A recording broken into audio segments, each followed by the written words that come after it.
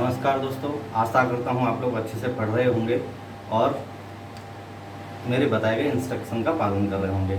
मतलब देखिए, अब तक हम लोगों ने क्या पढ़ लिया है, सेक्शन 1 से लेके 8 तक हमने लास्ट लेक्चर में पढ़ लिया था।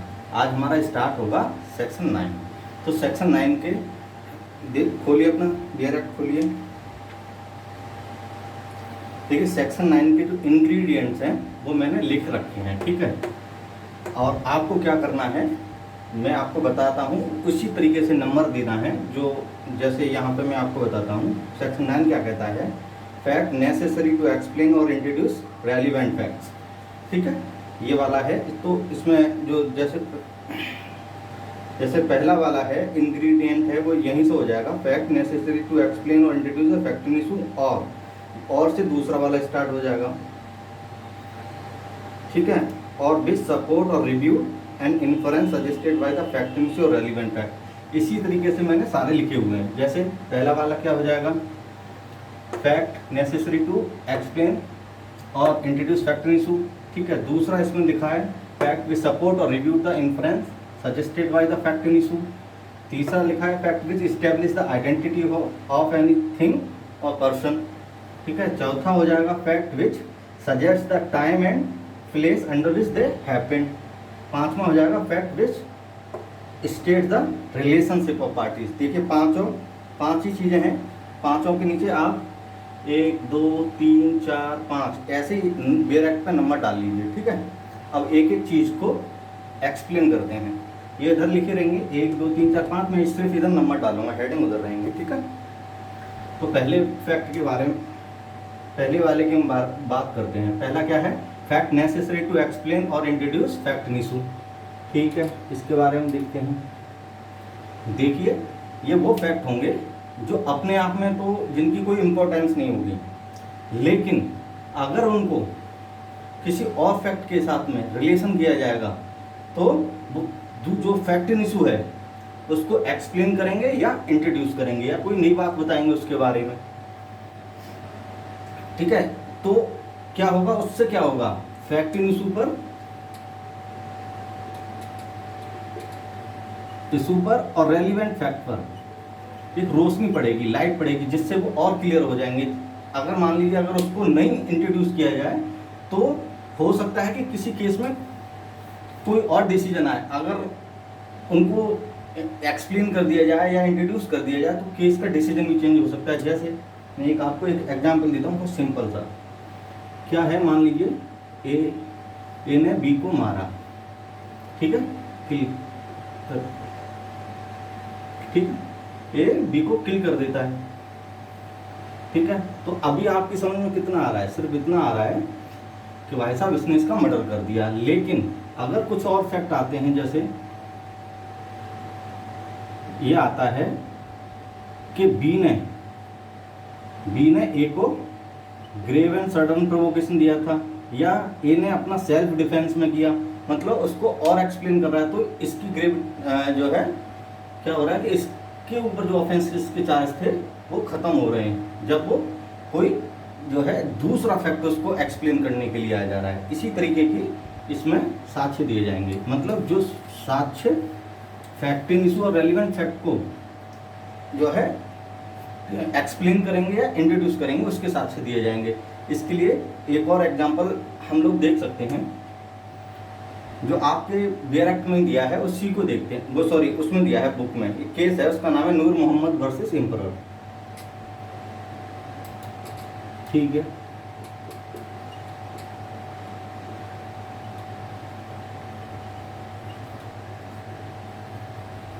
काफी पुराना केस है। देखिए इसमें क्या होता है, इसमें बड़ी सही से समझना होगा। अगर इसको समझोगे तो आपको समझ में आएगा कि एक्सप्लेन कोई फैक्ट इशू को कोई फैक्ट कैसे करता है। इसमें क्या होता है, आप ऐसे समझिए, ए होता है ए, जिस पे चार्ज है कि उसने बी को जो है एब्डक्ट किया है, ठीक है। कि जो फैक्ट्स है इस वजह से बता रहे हैं जिससे कि आपको समझने में आसानी हो। ए पे चार्ज है कि ए ने बी को एब्डक्ट किया है, ठीक है, इतनी सी बात है। जब कुछ समय बाद क्या होता है, इन्वेस्टिगेशन जब होती है तो जो है बी प्लस उसका ब्रदर पुलिस थाने ले जा रही होती है कार से, ठीक है। तो रास्ते में जब बी ए को देखता है, ठीक है,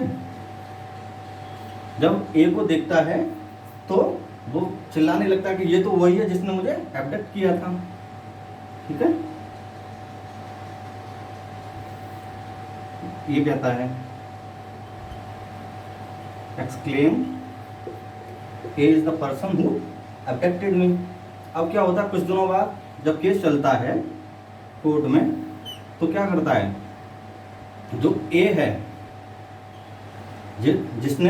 जिस पर चार्ज है कि जिसने बी को अबडक्ट किया है, ए को बी, ठीक है, खरीद लेता है मतलब अपनी फेवर में कर लेता है कि वो ऐसा कोई साक्ष्य नहीं देता कि जिससे कि ए पे कोई जो है क्राइम जो है साबित हो सके, ठीक है। इस केस में क्या होता है, प्रोजिक्यूशन,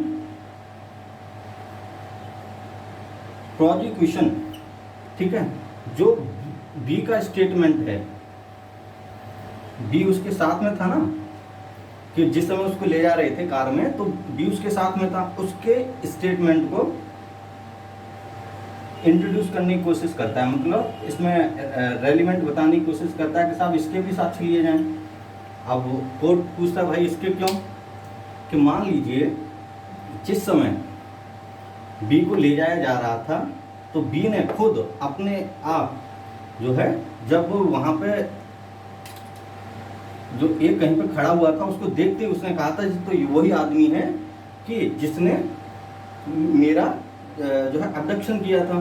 तो ये क्या कर रहा है, ये एक नई चीज़ को जो है एक्सप्लेन कर रहा है कि हो सकता है कि या तो बी को जो है खरीद लिया गया है, मतलब बॉर्न ओवर कर लिया गया है, या बी ने कोई झूठा केस किया है, यही तो बातें हैं। लेकिन जब इस ब्रदर के स्टेटमेंट को जो अब तक नहीं सुना गया, इसमें कोई इसकी इंपॉर्टेंस नहीं था ब्रदर ने का जो है पूरे केस में, लेकिन ब्रदर के स्टेटमेंट को जब हम लाते हैं तो ये एक्सप्लेन हो जाता है कि भाई साहब इसको बॉर्न ओवर कर लिया गया है और ये इस वजह से इसको बचाने की कोशिश कर रहा है, मतलब एक नई चीज़ को उसने इंट्रोड्यूस कर दिया या एक्सप्लेन कर दिया, ठीक है। और कुछ रह जाता है इस केस में, और तो नहीं है कुछ भी।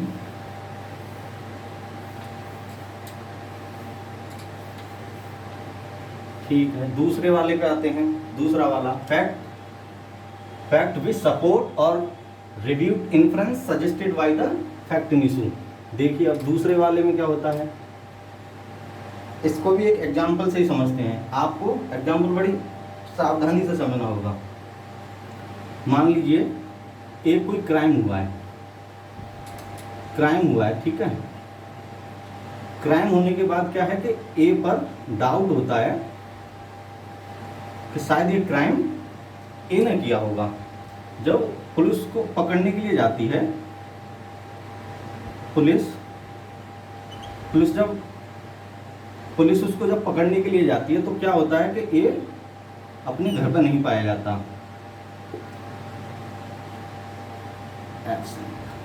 अब आपका क्या इससे इन्फ्रेंस क्या निकल रहा है, इतने से इससे इन्फ्रेंस ये निकल रहा है कि हो सकता है ए ने ही उसका जो क्राइम जिसकी बात हो रही है वो किया हो। एक और बात आती है निकल के कि जब ए जा रही होती है तो ए को रेलवे स्टेशन पर पकड़ लिया जाता है, मान लो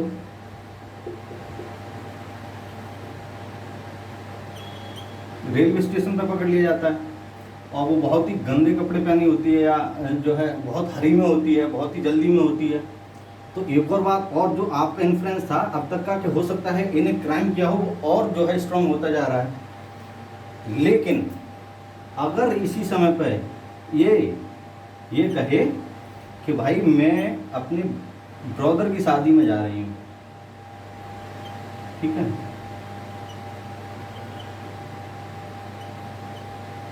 ठीक है। तो अब तक जो इन्फ्लुएंस था आपका, और ये प्रूव भी कर देती है और वो सच्चाई भी है। मान लीजिए कोई उसके पास जो है, जो शादी के कार्ड वगैरह होते हैं, या वहाँ पे पुलिस इन्वेस्टिगेशन के करके पता भी कर लेती है, बात सही है।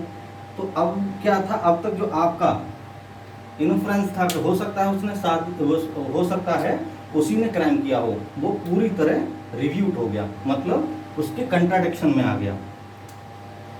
ठीक है, कंट्राडिक्टरी हो गया। तो उससे क्या प्रूव हो रहा है कि जो फैक्ट, क्योंकि अगर मान लीजिए पहली वाली बात ही प्रूव हो जाए तो उसको उसके लिए सजा हो जाएगी। क्यों? तो हमने अभी आपको जब सेक्शन जो है उसमें बताया था, कंडक्ट के बारे में बताया था, मोटिव प्रिवेंशन कंडक्ट के बारे में सेक्शन 8 में, कि वो एब्सकॉन्ड हो जाता है तो उसके वो मोटिव को, सब्सिक्वेंट मोटिव को बताने लगता है, लेकिन उसके बाद में और सारी चीज़ें आने लगती हैं। तो ये प्रूफ हो जाता है इसमें कि इस तरीके के केस जो फैक्ट्स होंगे, जो सपोर्ट करेंगे फैक्ट इशू को या रेलिवेंट फैक्ट को, या जो है रिव्यूट करेंगे, वो उसके साक्ष्य दिए जा सकते हैं। यही वाली बात है इसमें। ठीक है, दूसरे वाले में। अच्छा हाँ, अब तीसरे की तरफ चलते हैं। दूसरे में और कुछ तो है नहीं, देखते हैं कुछ और हो तो।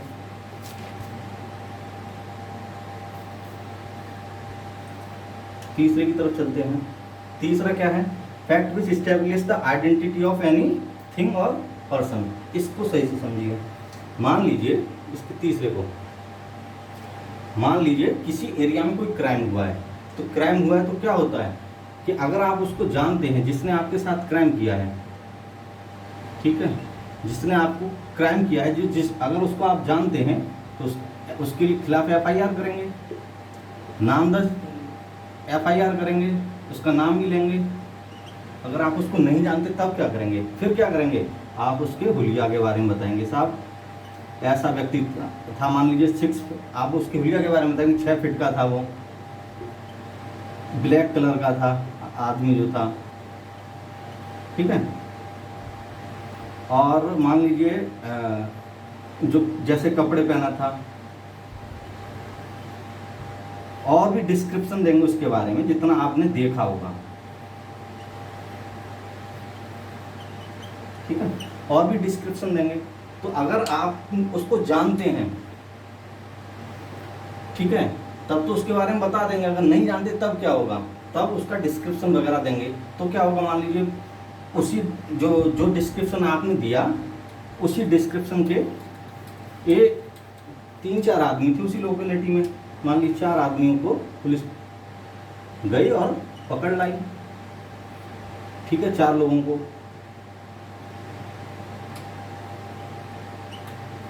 अब क्या होगा? अब क्या होगा? अब ये होगा कि इन चारों लोगों को क्या किया जाएगा? इनकी आइडेंटिफिकेशन परेड होगी। Identification parade, IP। ठीक है, आइडेंटिफिकेशन परेड के बारे में पूरा बताएंगे, लेकिन आइडेंटिफिकेशन परेड में क्या होगा कि उनको जो है एक लाइन में खड़ा करके और एक्यूज को बुला के, एक्यूज को नहीं, सॉरी, विक्टिम को, जो पिटा है या फिर जो विटनेस है, उसको बुला के उससे ये पहचानवाए जाएंगे कि उनमें से कौन सा व्यक्ति था जो उस समय जो आपने डिस्क्रिप्शन बताया उसी के हिसाब से खड़े होंगे। तो उसी में से पहचान लिया जाएगा कि हाँ ये था। तो ठीक है, उससे एक आइडेंटिटी ऑफ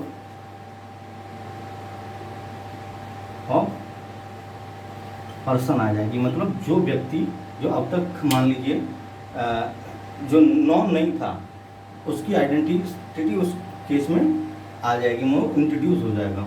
अगला क्या है?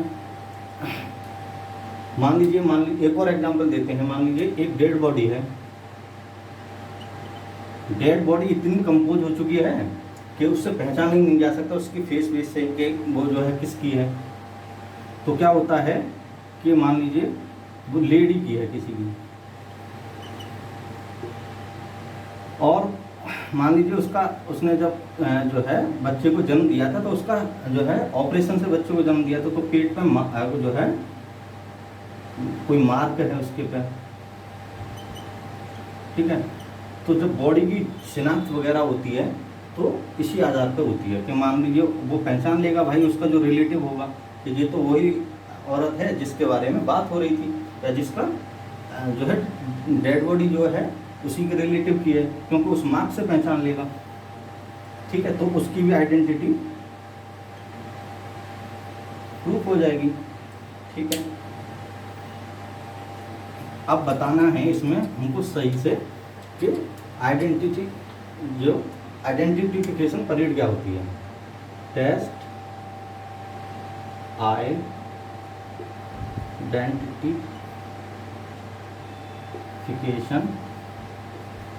परेड, ये वो परेड नहीं है इस परेड स्टैंड एंड अटेंशन वाली जो कॉलेज वगैरह या स्कूल वगैरह में होती है। इसमें क्या होता है कि मान लीजिए जो एक्यूज जो पकड़ के लाए गए हैं या जिन पे सस्पेक्ट्स जो हैं क्राइम के, उनको एक लाइन में खड़ा किया जाता है। 1 2 3 4 5 हैं, 5 होते हैं। तो उसमें क्या करते हैं, 1-2 डमी भी मिला देते हैं। डमी इस वजह से मिला देते हैं और सेम डिस्क्रिप्शन के रखते हैं, 2-4 डमी मिला देते हैं। ठीक है, सेम डिस्क्रिप्शन के रखते हैं जैसे उनका, और जो एक्यूज है उन्हीं के हुलिये जैसा, और उसको मिला देते हैं जिससे कि, और फिर उसको बुलाया जाता है जिसके साथ या तो वो विटनेस होगा वहाँ पे या विक्टिम होगा, उससे पहचानवाया जाता है कि भाई पहचान इनमें से कौन था। अगर वो पहचान लेता है तो आइडेंटिफिकेशन हो जाता है। ठीक है, अब दूसरा इसमें क्वेश्चन आता है, पहली बात हो गई कि आइडेंटिफिकेशन कौन कौन कर सकता है। ये क्वेश्चन बहुत पूछा जाता है, who can conduct test identification parade. ठीक है, देखिए इसमें काफ़ी जगह पूछा जाता है और देखेंगे आप क्वेश्चन तो उसमें मिलेगा। आप देखिए एनी पर्सन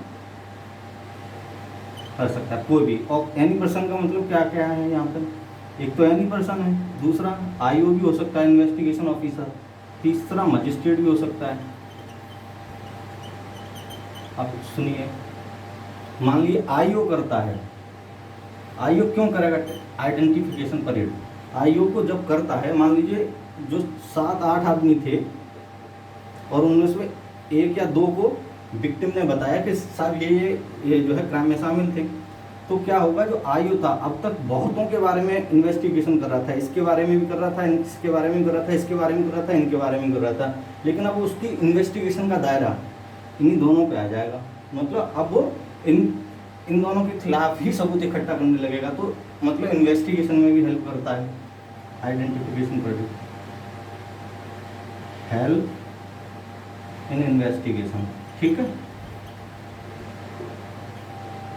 देखिए मजिस्ट्रेट क्या, जैसे किसी केस में मान लीजिए वहाँ पे जो आईओ ने आइडेंटिफिकेशन परेड नहीं कराई, या मजिस्ट्रेट को लगता है ज़रूरी लगता है, तो उस केस में मजिस्ट्रेट अपने सामने ही कोर्ट में जो है उनकी जो है आइडेंटिफिकेशन परेड कराता है।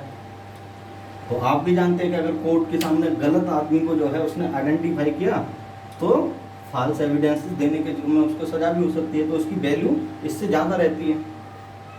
ठीक है, अब कभी कभी क्या होता है, ये तो हो गया कौन कौन कंडक्ट करा सकता है। कभी कभी क्या होता है, जैसे फोटोग्राफ होती है,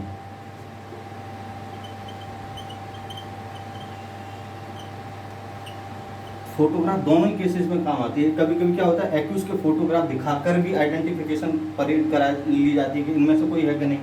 कभी कभी क्या होता है कि जो इन्वेस्टिगेशन ऑफिसर होता है वो मिल जाए मान लीजिए विक्टिम के साथ, और जिनको वो पकड़ के लाए उनमें से 2 का फोटो दिखा दे कि इनको तुम पहचान लेना आइडेंटिफिकेशन परेड में, तो उसमें जो है वो जो आइडेंटिफिकेशन परेड का जो वो होता है पर्पज होता है वो खराब हो जाता है। तो इस वजह से इसको, अब इसकी जो आइडेंटिफिकेशन परेड की जो वैल्यू होती है, मतलब एविडेंस की वैल्यू, एविडेंस की वैल्यू जो होती है कोरोबरेटिव होती है। मतलब सिर्फ इस बेसिस पे ही सजा नहीं हो जाएगी कि उसको किसी ने जो है आइडेंटिफाई कर लिया और इस बेसिस पे सजा हो जाए। ठीक है, सब्सटेंटिव नहीं होती है। अगला हो गया कि इसमें अगली बात आएगी कि इसके प्रोविज़न कहाँ कहाँ दिए गए हैं। प्रोविजंस देखिए, अभी तो आपको एक तो बता दिया ही, सेक्शन 9 इंडियन एविडेंस एक्ट, ठीक है। और देखिए कौन सा है, 54A, ये 2005 में जोड़ा गया CRPC, ठीक है। अगर मान लीजिए जो आदमी आइडेंटिफाई करेगा, अगर वो फिजिकली, इसी में लिखा है जो है सेक्शन 54 में, ठीक है, अगर फिजिकली या मेंटली चैलेंज व्यक्ति है तो ये जो आइडेंटिफिकेशन जो परेड होगी उस स्थान पे होगी जहां वो कन्वीनियंट रहे, और उसकी वीडियोग्राफी भी होगी। और ये वाला क्लॉज 2013 में जोड़ा गया। ये जब CRPC पढ़े होंगे आप तो विशाल भाई ने पढ़ाया होगा आपको, ठीक है। ठीक है, अगला क्या रह जाता है इसमें, प्रोसीजरल, पूरा प्रोसीजर हो गया इसका, कैसे होता है, प्रोविजंस हो गए, एविडेंस की वैल्यू हो गई, टेस्ट आइडेंटिफिकेशन पीरियड की ध्यान रखिएगा, कोई भी व्यक्ति करा सकता है, ठीक है। अब इसमें केसेस हैं टेस्ट आइडेंटिफिकेशन पीरियड में। कभी कभी क्या होता है कि केसेस को ही पूछ लेते हैं, ये केस कहाँ का है, ठीक है। 4 केसेस हैं, चारों ध्यान रखिएगा। और ये भी पूछ लेंगे इस केस में क्या हेड हुआ था। देखो, एक बुद्ध सेन,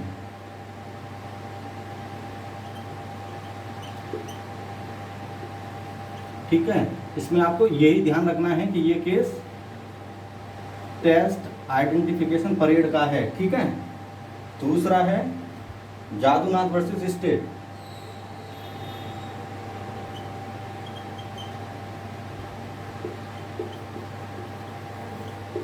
इसमें क्या हुआ था, इसमें ये था कि अगर जो पहली वाली बात हुई थी जब मैं टेस्ट आइडेंटिफिकेशन परेड को बता रहा था कि अगर मान लीजिए जो व्यक्ति है वो उसको पर्सनली जानता है तो उसमें टेस्ट आइडेंटिफिकेशन परेड की जरूरत नहीं होगी, ठीक है।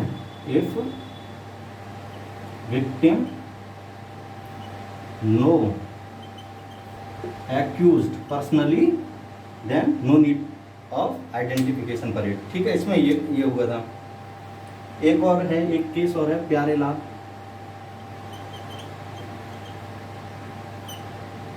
वर्सेस क्या है, स्टेट, ठीक है। इसमें क्या बोला गया था कि जो टेस्ट आइडेंटिफिकेशन परेड है,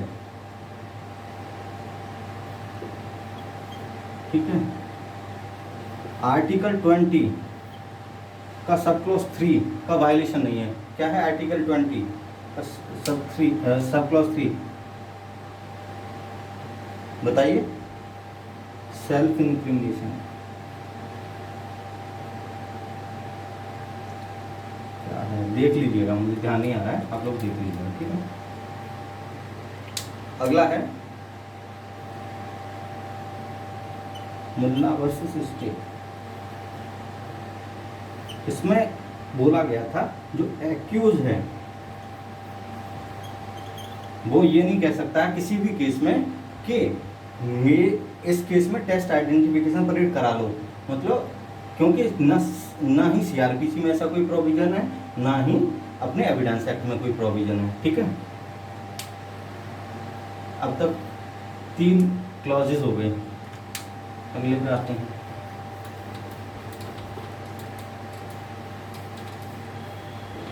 चारों केसेस बहुत इंपॉर्टेंट हैं, लिख लीजिएगा आप, ठीक है। अगला चौथा वाला केस है fact which suggest the time and place under which they happened, ठीक है। चौथा वाला देखेंगे तो इसमें क्या होता है, देखिए मान लीजिए कोई क्राइम होता है तो आपने काफ़ी देखा होगा कि उसमें जो एक्सपर्ट्स होते हैं उनकी रिपोर्ट आती है।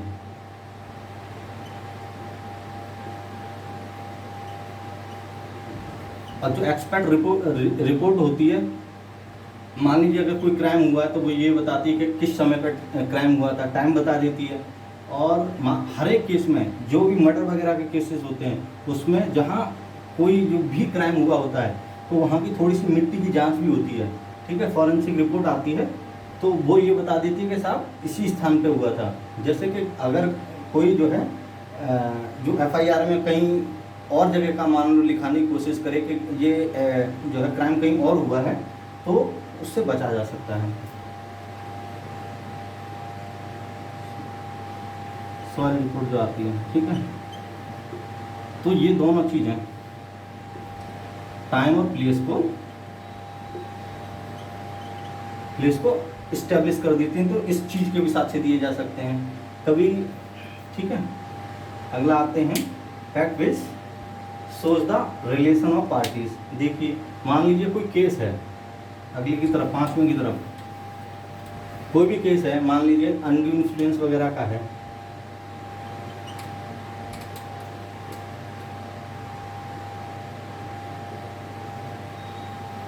ठीक है। तो उसमें मान लीजिए उनके जो रिलेशन को जो है जो इस्टेब्लिश करेंगे, ठीक है, वो फैक्ट भी एविडेंस के रूप में दिए जा सकते हैं। मान लीजिए लाइबल का है और कॉन्स्पिरेसी का है, उस कॉन्स्पिरेसी नहीं, डिफेमेशन,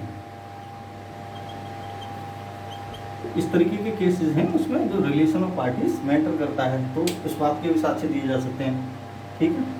ये तो हो गया आपका सेक्शन 9। सेक्शन 9 को एक बार देख लीजिए आप दोबारा से, इन्हीं 5 चीज़ों पे ही बात हो रही है। Necessary fact, necessary to explain introduce fact, और जो सपोर्ट करेंगे इन्फ्लुएंसेस को या रिव्यू करेंगे, आइडेंटिटी ऑफ एनी पर्सन और थिंग को जो बताएंगे, या कोई जो है टाइम और प्लेस पे बताएंगे कहाँ जो फैक्टिंग जो रेलिवेंट फैक्ट हुए हैं, या किसी रिलेशन को बताएंगे। तो यही 5 चीज़ों के साथ सेक्शन 9 में दिए जा सकते हैं, ठीक है भाई। अब चलते हैं सेक्शन 10 की तरफ।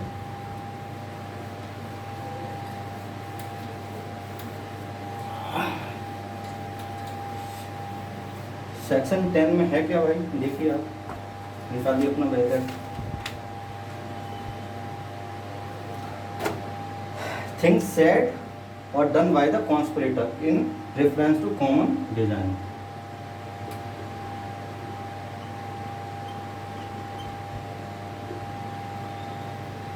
The conspirators in reference to common design, ठीक है। इसको समझने से पहले आपको थोड़ा सा कॉन्स्पिरेसी के बारे में जानना पड़ेगा। कॉन्स्पिरेसी वैसे जब आईपीसी आप पढ़ेंगे तो आप जान ही जाएंगे, ये आईपीसी में 120 ए में दी गई है, ठीक है। क्या है कॉन्स्पिरेसी? कि अगर कोई भी आदमी, मैं मोटे तौर पे बता रहा हूँ आपको, वैसे आईपीसी पढ़नी पड़ेगी इसके लिए। मान लीजिए लीगल वर्क को कोई भी आदमी अगर इलीगल वर्क करता है या लीगल वर्क को, लीगल एक्ट को इलीगल मैनर से करता है, ठीक है, तो उसको कॉन्स्पिरेसी कहते हैं। अगर मान लो जो है किसी के लिए जो इलीगल काम करने के लिए क्राइम हो सकता है, या कोई जो है सिविल भी हो सकता है, जैसे एक्शनेबल रॉन्ग वगैरह करने के लिए कोई कॉन्स्पिरेसी करता है, उसको करने के लिए, तो वो इलीगल काम को करने के लिए करता है, जो क्राइम भी हो सकता है और एक्शनेबल रॉन्ग भी हो सकता है, या जो लीगल है काम उसको इलीगल मैनर से करने के लिए करता है, या उसके लिए कॉन्ट्रैक्ट वगैरह करता है या कॉन्स्पायर करता है, तो उसको कॉन्स्पिरेसी कहते हैं। आप जानेंगे, उसको पढ़ लेना एक बार जो है आईपीसी से। 120 में इसकी सजा दी गई है, आप देखेंगे, ठीक है। अब अपने काम की तरफ आते हैं, हमें क्या पढ़ना है। हमें ये पढ़ना है, पढ़ने से पहले मैं आपको एक एग्जांपल देता हूँ, और एग्जांपल से आपको मोस्टली पूरा सेक्शन क्लियर हो जाएगा, ठीक है। एग्जांपल क्या है, मान लीजिए ए बी सी, 3 लोग हैं जो आपस में एक दूसरे को नहीं जानते हैं और ठीक है वो एक दुकान पर मिलते हैं, ठीक है, शॉप पर मिलते हैं और यहाँ पर वो मान लीजिए कुछ चाय सिगरेट या कुछ भी करने आए हुए हैं, तो वहाँ पर उनको एक आइडिया आता है कि किसी को मर्डर करने के लिए वो एक इकट्ठे हो जाते हैं, ठीक है, क्राइम करने के लिए, ठीक है, क्राइम करने के लिए जो है योजना बनाने लगते हैं, मतलब कॉन्स्पायर कर लिया उन्होंने। कॉन्स्पायर का मतलब एग्रीमेंट कर लिया, एग्रीमेंट या कह लो प्रायर मीटिंग ऑफ माइंड कर लिया, मतलब मिल गई प्रायर, ठीक है, मतलब यहाँ पे उन्होंने जो है एक दूसरे से वार्तालाप कर लिया कि हाँ किसको मारना है, ठीक है, मान लीजिए उसका कोई भी नाम हो सकता है, उसका नाम मान लीजिए एफ है, एम रखते हैं मर्डर, इसको मर्डर करने के लिए, ठीक है।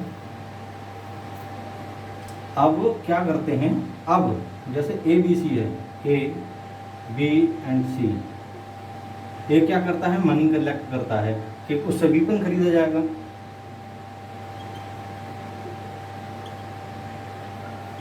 बी क्या करता है, वीपन लाता है, ठीक है, सी क्या करता है, उनकी सिर्फ हेल्प ही करता है।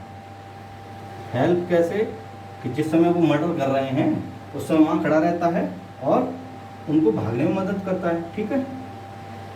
अब क्या होता है, ये क्राइम कर देते हैं, कौन, ए बी सी मिलकर ये क्राइम कर दिया उन्होंने, मर्डर। फिर क्या होता है, फिर होता ये है कि मान लीजिए इसमें से ए और बी पकड़े जाते हैं और सी नहीं पकड़े जाते हैं और सी किसी को कन्फ्यूजन करते हैं, ठीक है, इतना सा है। अरेस्टेड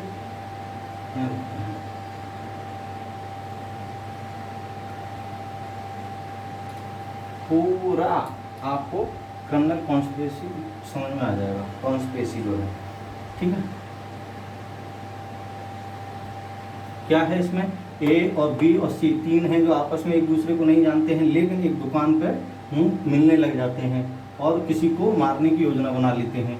ए उसमें क्या करता है कि मनी जो है कलेक्ट करता है, बी उसके लिए वीपन लाता है मारने के लिए और मारता भी, मान लो बी मर्डर करता है, ठीक है, और सी उसकी हेल्प करता है और ये यहाँ पर उसका मर्डर हो जाता है। ए और बी पकड़े जाते हैं और सी नहीं पकड़ा जाता है, तो मान लीजिए कन्फेशन वगैरह करता है, ठीक है। अब इसमें क्या है, इसमें सेक्शन में जो पूरी तरह बता रहे हैं, मान लीजिए इनके द्वारा, ए के द्वारा कुछ भी कहा गया, सेड, डन और रिटन, ए के द्वारा या बी के द्वारा या सी के द्वारा, अगर इनमें से इन्होंने कुछ भी कहा, किया या लिखा, वो तीनों के खिलाफ कहाँ से, जिस समय से पहले मर्तबा उनके दिमाग में किसी को मर्डर करने का जो ख्याल आया है और वो जिस पर वो एग्री कर गए हैं, वहाँ से लेके जहाँ तक ट्रांजैक्शन कंप्लीट नहीं हो जाता उसके बीच की जितनी भी बातें होंगी, चाहे उसमें उन्होंने कुछ कहा, कुछ किया या कुछ लिखा, उन तीनों के खिलाफ, ठीक है, इंडिविजुअली और कलेक्टिवली जो है यूज किया जा सकता है। अब बात ये आ रही है कि यहाँ पे क्राइम तो कंप्लीट हो गया, तो अभी जो मैंने बताया कि जब यहाँ से लेके यहाँ तक जो भी कहा किया गया है वो एक दूसरे के खिलाफ यूज हो सकता है, लेकिन अगर जब ट्रांजैक्शन कंप्लीट होने के बाद, जैसे यहाँ ये ट्रांजैक्शन कंप्लीट हो चुका है, उसके बाद ये कन्फ्यूजन कर रहा है, ठीक है, या एडमिशन करता है, ठीक है, तब वो कॉन्स्पिरेसी में नहीं आएगा क्योंकि यहाँ पर ट्रांजैक्शन कंप्लीट हो चुका है। अब एक और बात आती है, इसी में थोड़ा सा और ऐड करते हैं। मान लीजिए एक आदमी आए थे यहाँ पे, जैसे ही उन्होंने इकट्ठा किया, वो कॉन्स्पायर कर चुके थे, जिनका नाम था डी, आए थे, लेकिन उनको लगा कि भाई ये तो मर्डर वर्डर करने वाले हैं, वो वहाँ से निकल गए, हट गए। ठीक है, यहाँ से वो अपने आप को अलग कर लेते हैं। या फिर ये कह लो 20 साल इस जगह पे आते हैं मर्डर करने से पहले वाली स्थिति में, और फिर उन्हें लगता है कि ये तो जा ही रहे हैं बिल्कुल मर्डर करने के लिए, फिर अपने आप को वहाँ से विड्रॉ कर लेते हैं। किसी भी सिचुएशन में भी आते हैं, अगर वो एक बार कॉन्स्पिरेसी का पार्ट बन गए तो क्या होगा कि उनके खिलाफ भी दो चीज़ों के साथ छोड़ दिए जा सकते हैं कि उन सब के बीच में कॉन्स्पिरेसी थी और वो उसके पार्ट थे।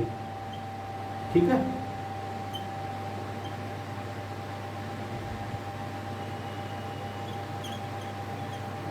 ये सारी बातें हैं। अब यहीं से अपना जो है सेक्शन पढ़ना स्टार्ट करते हैं।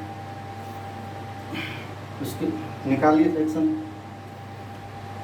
वेयर पढ़ते हैं सीधा यहीं से, where there is a reasonable ground to believe that two और more person have conspired together to commit an offence. ठीक है, टू और more person conspired to commit an offence, यहाँ तक आ गए। और एक्शनेबल रॉन्ग, यहाँ पे एक्शनेबल रॉन्ग भी लिख सकते हैं। ठीक है,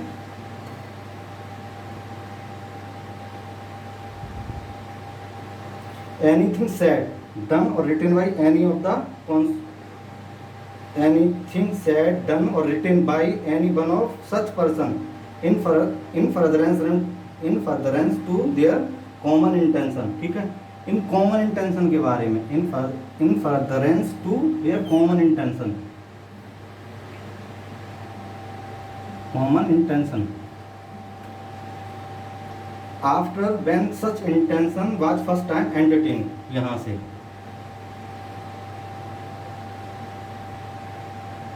by any of them is relevant fact as against of the persons believed to be so conspired, as well as for the purpose of proving the existence of conspiracy, as for the purpose of showing that such person was party to it। ठीक है, यही बात है इसमें। देखो जो section में जो पूरी बात बोली गई, मैं एक बार दोबारा समझा देता हूँ कि ए, बी या सी जो लोग हैं कॉन्स्पायर करते हैं कि हम किसी का मर्डर करेंगे। ठीक है, और यहाँ से लेके जहाँ से पहली बार उनके दिमाग में कोई जो क्राइम करने की इंटेंशन आई है या कॉमन इंटेंशन आई है, वहाँ से लेके जब तक ट्रांजैक्शन कंप्लीट नहीं हो जा रहा, तो उनके द्वारा कॉमन इंटेंशन के संबंध में कुछ भी कहा या किया या लिखा गया एक दूसरे के खिलाफ जो यूज हो सकता है, किस चीज़ के लिए, कॉन्स्पिरेसी को प्रूफ करने के लिए, या वो उस कॉन्स्पिरेसी का पार्ट थे इसको प्रूफ करने के लिए। ये पूरा सेक्शन है। ठीक है, इसको थोड़ा सा साफ कर देते हैं इधर की साइड से, और मैं आपको इसमें और भी ज़रूरी चीज़ें हैं जो कुछ रेलिवेंट केसेस हैं वो और बता देता हूँ। काफ़ी पूछे जाते हैं केसेस। ठीक है, पहला केस है आर वर्सेस ब्लैक।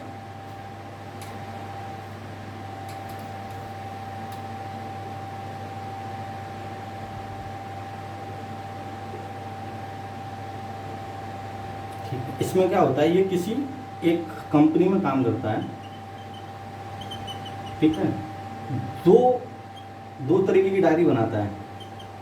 ठीक है, पहले में जो फ्रॉड जो करता है उसको लिखता है, दूसरे में जो कंपनी के ट्रांजैक्शन वगैरह होते हैं उसको लिखता है, कंपनी ट्रांजैक्शंस। ठीक है, तो इसमें क्योंकि ये जो वाला है जिसमें वो फ्रॉड को लिखता है, वो कौन किसी और के साथ भी तो डीलिंग कर रहा था, जिस बुक में वो फ्रॉड को लिख रहा है वो जो है कॉन्स्पिरेसी का जो है शो करने के लिए काफ़ी होती है। क्यों? वो इन फर्दरेंस ऑफ कॉमन इंटेंशन थी। कॉमन इंटेंशन क्या थी उनकी, जो है फ्रॉड करने के लिए। तो ठीक है, ये यहाँ से एक केस ये है, लिख लेना, बहुत इंपॉर्टेंट है। दूसरा है मिर्जा अकबर वर्सेस एम्परर, ये भी बहुत ज़रूरी है, लिख लेना।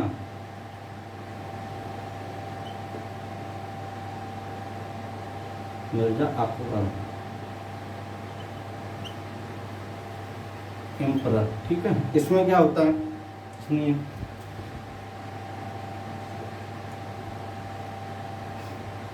ए और बी और सी, ठीक है।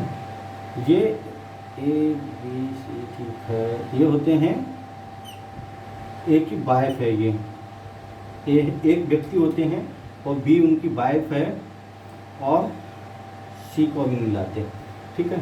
ए हैं और ये इनकी वाइफ है, ठीक है। ए हैं और ये इनकी वाइफ है। वाइफ क्या करती है, जो बी एक उनका लवर होता है, ठीक है। वाइफ का लवर है, मतलब एक्स्ट्रा मैरिटल अफेयर है, तो उसके साथ क्या है कि वो ए और डब्लू और बी मिलके एक सी को हायर करते हैं कि वो ए का मर्डर कर दे, ठीक है। मर्डर करने जाते हैं सी साहब और रेड हैंडेड पकड़े जाते हैं, ठीक है। दोबारा से सुन लीजिए, एक व्यक्ति है ए, उनकी वाइफ है, वो वाइफ का लवर है और दोनों मिलके सी को जो है हायर करते हैं, ठीक है। सी ए का मर्डर करने के लिए जब सी मर्डर कर रहा होता है तो उसी समय रेड हैंडेड पकड़ा जाता है। तो बात ये आती है, क्या इन तीनों के बीच में कोई कॉन्स्पिरेसी थी उसको मर्डर करने के लिए? तो क्या प्रूव होता है कि बी ने कुछ लेटर्स वगैरह लिखे थे डब्लू के लिए, बी ने कुछ लेटर्स वगैरह लिखे थे डब्लू के लिए, जिनमें इस तरीके की वो एक दूसरे के प्रति अफेक्शन जो है बताते हैं और कुछ जो है इस तरीके की प्लानिंग के बारे में थे, तो वो कॉन्स्पिरेसी में आ जाता है, ठीक है। आप लिख लीजिएगा, देख लीजिए एक बार केस को। अगला केस क्या है भाई, एम्परर वर्सेस,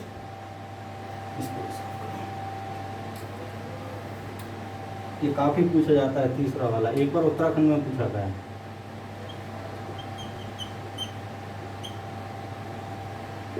आरजी वैशंपायन, सारे केसेस आपको बुक में मिल जाएंगे, ठीक है। इसमें क्या होता है, इसमें जो है किसी के मारने के लिए, एक जो बहुत पुराना केस है, शायद आज़ादी के समय के आसपास का ही है। इसमें क्या होता है, किसी एक आदमी को मारने के लिए वो जो है जाते हैं, तो जो कुछ योजना बनाते हैं। तो क्या होता है इसमें कि वो जो मारने के बाद जो उन्होंने क्राइम किया है, ठीक है, क्राइम का प्रोपोगेंडा चलाने के लिए कुछ पैम्पलेट्स वगैरह छापे रखते हैं। तो ये इतनी वाली बात जिसमें कि वो पैम्पलेट छाप के रखते हैं, वो क्रिमिनल कॉन्स्पिरेसी वाले पार्ट में आ जाता है, ठीक है। एक और केस है, देख लीजिएगा, ये इसको कहते हैं लेमिंगटन, इसका दूसरा भी नाम है कि इसको ऐसे ही पूछा जाता है कभी कभी। इस केस का दूसरा नाम क्या है, लेमिंगटन कॉन्स्पिरेसी केस,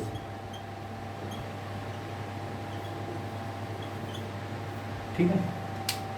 अगला है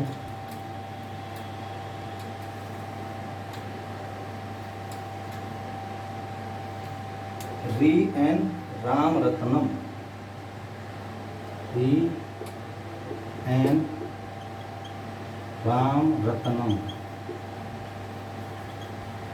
ठीक है। इसको समझिए, इसमें क्या होता है कि कुछ लोग क्या करते हैं कि एक जगह पे रेलवे लाइन पे ब्लास्ट करने के लिए किसी से बॉम्ब लेते हैं, ठीक है। ये लोग, कुछ लोग होते हैं एबीसी, कुछ, ठीक है, कुछ लोग क्या करते हैं, ये एबीसी मिलके रेलवे लाइन को उड़ाना चाहते हैं और एक जो है बॉम्ब लेते हैं कि एक जो है जो कंसाइनर था उससे, ठीक है। तो क्या कहते हैं, उसको बॉम्ब को रख देते हैं, लेकिन बॉम्ब ब्लास्ट नहीं होता। अब इस बात की खबर देने के लिए जिसने वो बॉम्ब प्रोवाइड किया था उसको वो लेटर लिखते हैं कि भाई साहब जो तुमने बॉम्ब दिया था वो तो ब्लास्ट ही नहीं हुआ, ठीक है। अब जब उसको जो है लेटर लिखते हैं तो लेटर क्या होता है, उसको बीच में ही कोई खोल के पढ़ लेता है तो क्वेश्चन ये आया था, क्या जो लेटर जो बीच में खोल के पढ़ लिया गया है, क्या उससे कॉन्स्पिरेसी उनके बीच में सिद्ध होती है? तो इसका आंसर यहीं से मिल रहा है कि वो ट्रांजैक्शन जो क्या था वहाँ पे बॉम्ब ब्लास्ट करने के लिए था, वो फेल हो गया, वो बात एक अलग है, लेकिन ट्रांजैक्शन तो वहीं कंप्लीट हो गया। तो जो जो लेटर था उसको कॉन्स्पिरेसी के लिए में नहीं माना गया। लेकिन अगर उसमें मान लीजिए जो कंसाइनर था वो ये कह देता, लेटर वहाँ पहुँच जाता वो होने के बाद भी, और कंसाइनर ये कह देता ठीक है वो जो बॉम्ब था वो बेकार था, मैं तुमको दूसरा बॉम्ब दे दूंगा, उसको आप रख के ब्लास्ट वगैरह कीजिए, तो जो दूसरी वाली बात थी फिर कंटिन्यू कॉन्स्पिरेसी हो जाती, मतलब कॉन्स्पिरेसी यहाँ खत्म नहीं मानी जाती, वो आगे तक चलती रहती। समझ में आया? ये सारे केसेस हैं, इसमें आप बहुत ही ध्यान से सारे केसेस को, और जो आपको कॉन्सेप्ट बताया है और इसमें जो एग्जाम्पल दिए गए हैं वो सारे आप देख लीजिएगा एक बार ढंग से। और हमारे चैनल को लाइक, कमेंट, सब्सक्राइब वगैरह करते रहिएगा। बहुत ही कम कमेंट वगैरह आते हैं। अगर आपका जो भी कमेंट है, कोई क्वेश्चन है या जो है सजेशन है, आप कमेंट किया कीजिए। धन्यवाद।